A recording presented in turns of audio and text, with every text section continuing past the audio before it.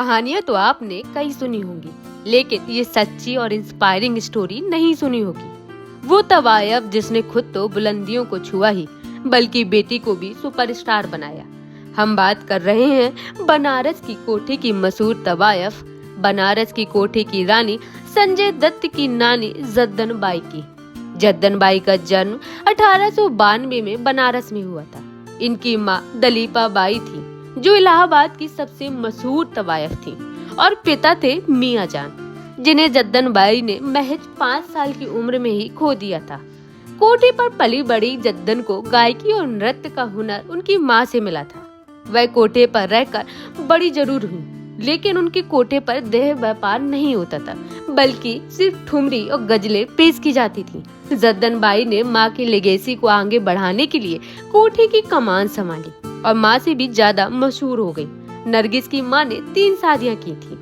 पहली शादी उन्होंने गुजराती हिंदू बिजनेसमैन नरोत्तम दास से की थी। दोनों का एक बेटा अख्तर हुसैन हुआ।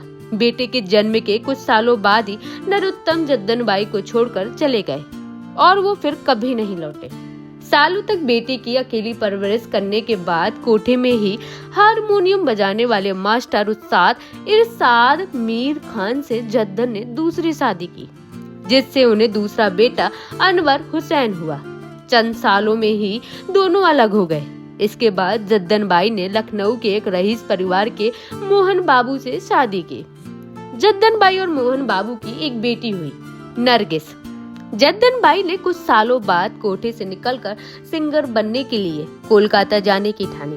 उन्होंने श्रीमंत गणपत राव, उस्ताद मोइनुद्दीन खान, उस्ताद चड्डू खान साहब और उस्ताद लाभ खान साहब से संगीत की शिक्षा प्राप्त की। देखते ही देखते इनके गाने देश भर में पसंद किए जाने लगे।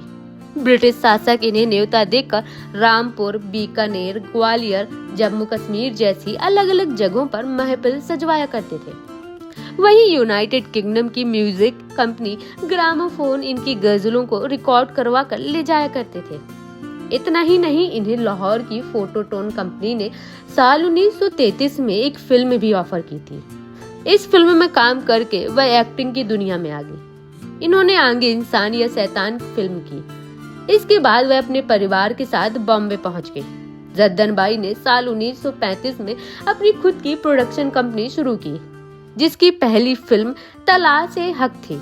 जद्दन बाई को फिल्में बनाने पर नुकसान हो रहा था। उनकी सारी फिल्में फ्लॉप हो रही थीं और वह कर्ज में डूब गई।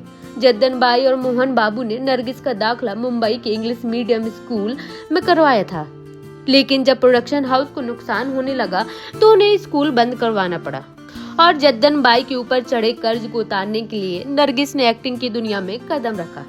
महज 6 साल की उम्र में नरगिस ने फिल्मों में बतौर चाइल्ड आर्टिस्ट काम करना शुरू कर दिया था।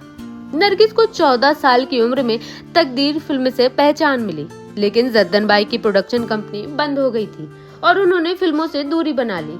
जब जद्दन के बेटे अख्तर हुसैन ने फिल्म दरोगा जी बनाई तो जद्दन बाई ने खुद फिल्म के सभी डायलॉग लिखे। 1949 में रिलीज हुई ये इनकी जिंदगी की आखिरी फिल्म थी। 8 अप्रैल 1949 में कैंसर से जद्दन बाई का निधन हो गया।